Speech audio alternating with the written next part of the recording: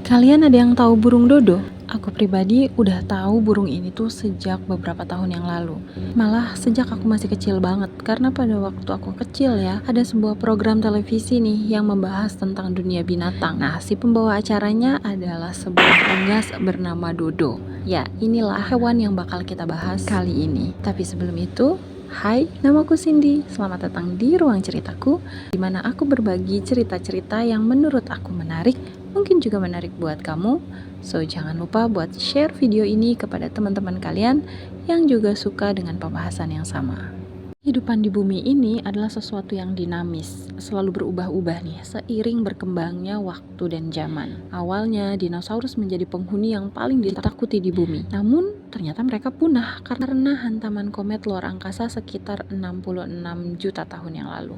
Dan setelah itu ya, kepunahan tuh ternyata tidak pernah berhenti di bumi, baik karena faktor alam maupun ulah manusia yang menduduki puncak rantai makanan di bumi. Dan salah satu kisah paling sedih tentang kepunahan hewan yang terkenal adalah burung dodo, atau nama latinnya adalah Rapus cuculatus. Burung dodo sendiri merupakan satwa endemik asal Pulau Mauritius yang berada di Samudra Hindia. Burung dodo sendiri adalah saudara dari burung merpati.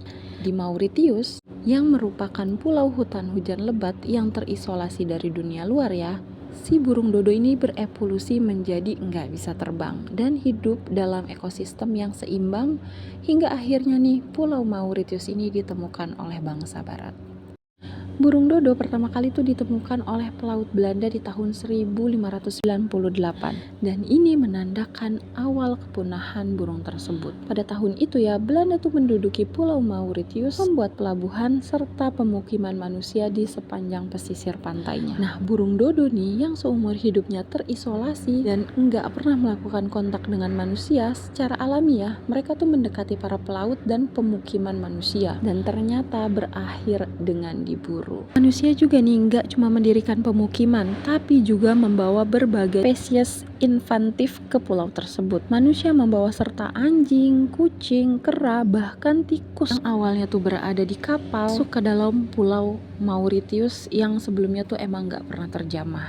Spesies-spesies tersebut tuh sangat invantif. Mereka tuh masuk ke dalam hutan dan mengganggu ekosistem di dalamnya. Babi, kera, dan juga tikus tuh menyerang sarang burung dodo dan memakan telur mereka. Perburuan oleh manusia dan perburuan oleh spesies invantif membuat burung dodo tuh kewalahan, di mana kemampuan reproduksinya tuh tidak dapat mengganti dodo yang dibunuh secara seimbang. Hal tersebut menggiring burung dodo pada kepunahan seabad setelah Pulau Mauritius ini diinvasi manusia, yaitu pada tahun 1693. Dan tragisnya, kepunahan burung dodo dianggap tidak berharga oleh para ilmuwan pada abad tersebut.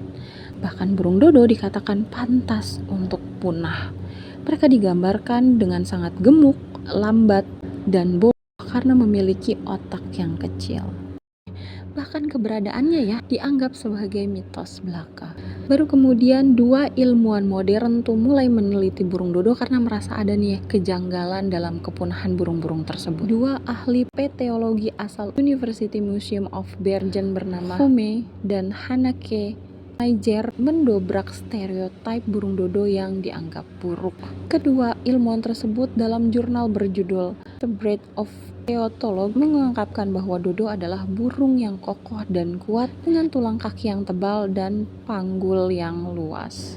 Ternyata burung dodo tuh memiliki tempurung lutut yang kuat, juga rusuk yang ramping, membuat burung ini tuh bisa berlari dengan cepat dan manuver dengan lincah. Hal ini akhirnya mematahkan anggapan bahwa burung dodo adalah burung yang gemuk dan lamban. Studi berikutnya dilakukan oleh kelompok ilmuwan dari American Museum of Natural History. Mereka mulai mempelajari otak burung dodo dan menemukan ya, ternyata bahwa burung dodo tuh memiliki volume otak yang seimbang sama besar tubuhnya. Penemuan ini kembali mematahkan anggapan orang-orang abad ke-17 yang menganggap bahwa burung dodo adalah burung yang pantas buat punah.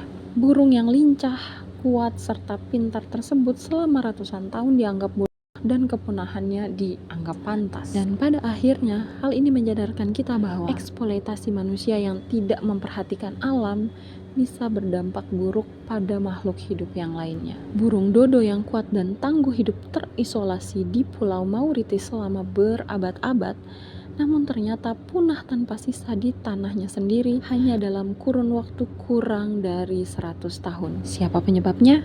Ya kita, manusia. Nah, itu tadi cerita tentang kepunahan burung dodo yang mungkin bahkan sebagian besar dari kita tuh nggak pernah tahu bahwa burung ini pernah ada di atas bumi ini. So, mulai sekarang cobalah buat sayang-sayang nih ekosistem yang ada di sekitaran kita. Kalau kita nggak bisa jaga ekosistem bumi kita yang besar, setidaknya kita menjaga ekosistem yang paling kecil yang ada di dekat kita. So, terakhir, namaku Cindy. Jangan lupa buat klik tombol subscribe supaya kamu tahu cerita-cerita menarik lainnya dari aku. Dan dadah.